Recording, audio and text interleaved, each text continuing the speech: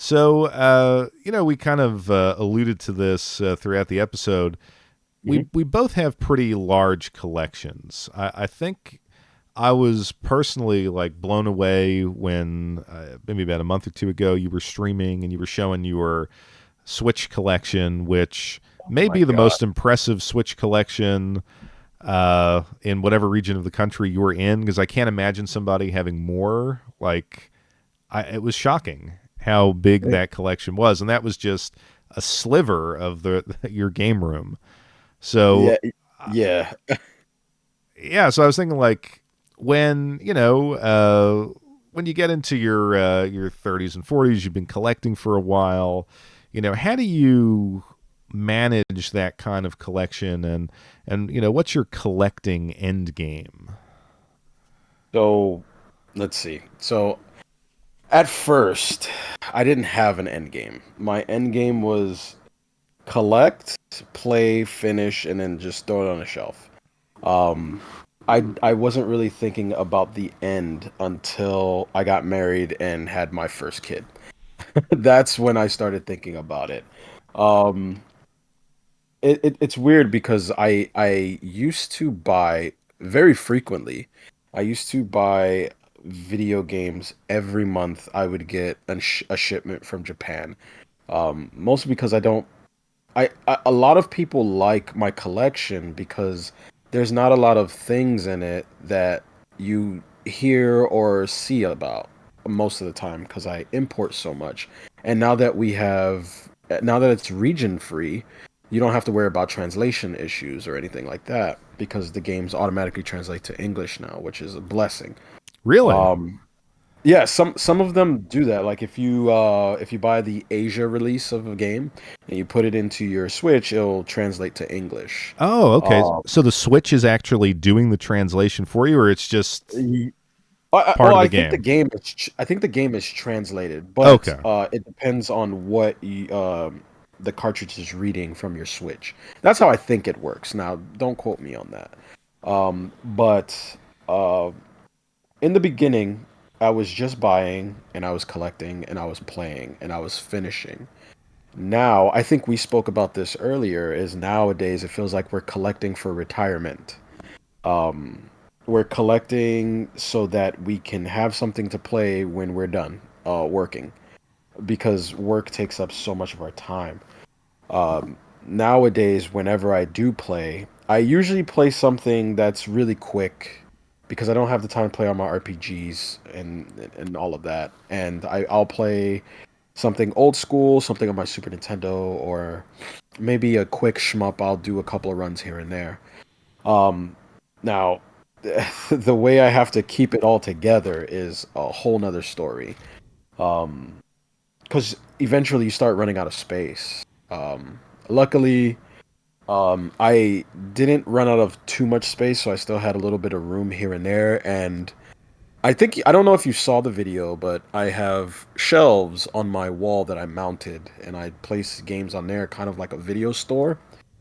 And I that kind of freed up some of my space there, here and there. But yeah, my end goal as of now is I don't buy as much now.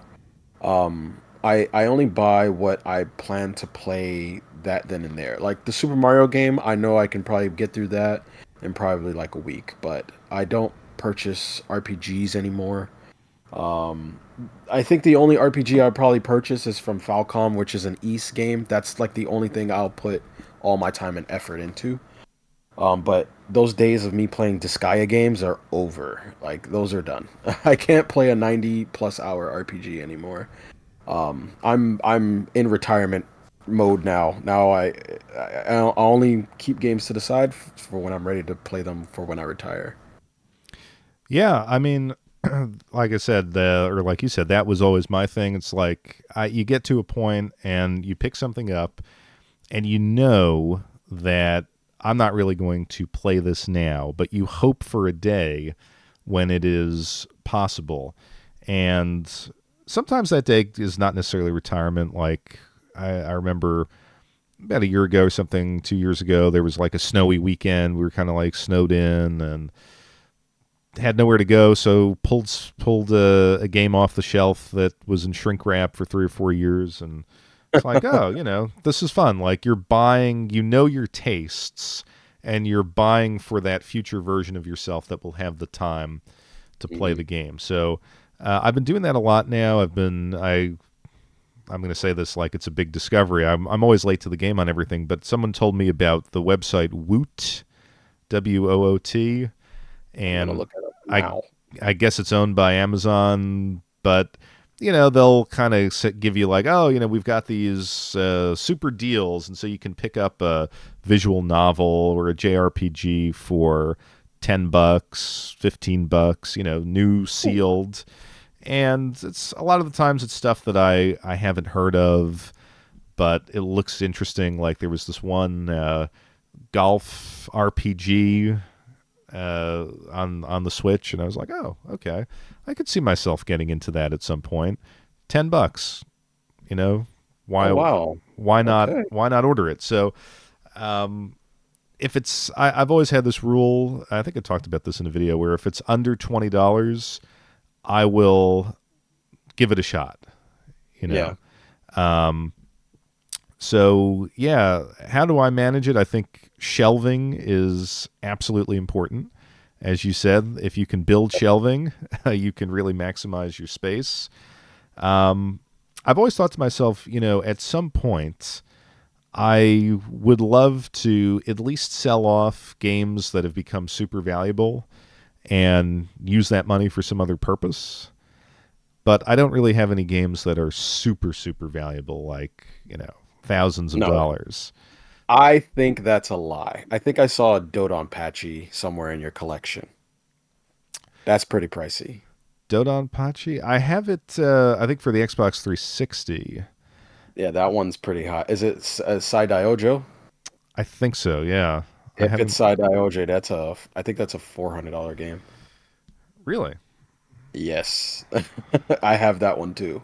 All right, well, you know what? So on my way there, I guess. You're getting there. Getting there, can buy a boat or something. No, that's horrible investment buying a boat.